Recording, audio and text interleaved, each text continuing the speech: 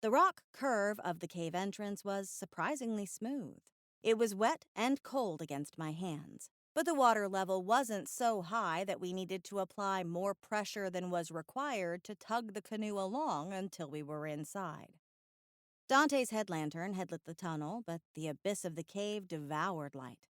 Even after Ursula and I clicked on our lanterns, the damp walls were only revealed in slices. "There," Dante said, bobbing his head toward a flat rock ledge angled into the water.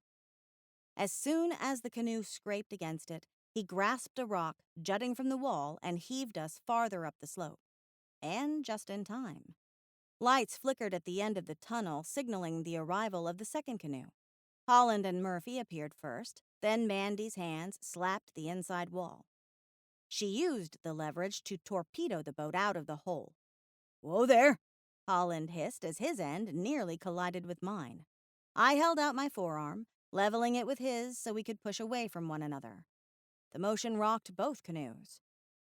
"Get me out of this thing," Ursula snapped, crawling toward Dante. He'd already stepped onto the rock ledge and was doing his best to hold the canoe in place. The extra lanterns and flashlights painted a larger picture of the cave. It was a tight space, consisting mostly of the pool and a narrow walkway that began at the water's edge and coiled upward around the grotto's perimeter. Murphy angled his flashlight at the ceiling, but Mandy caught his arm and shushed his gruff protest. "Don't wake the sky puppies," she whispered, pointing at the cluster of dangling shadows above us. "They're not supposed to come out of hibernation for another few months." Bats. A real live bat cave. Of course it was. This little nook was a perfect roost. Holland offered his hand to Murphy.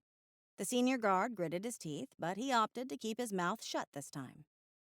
Instead, he smacked his flashlight in the werewolf's open palm before wrangling himself out of the boat one-armed.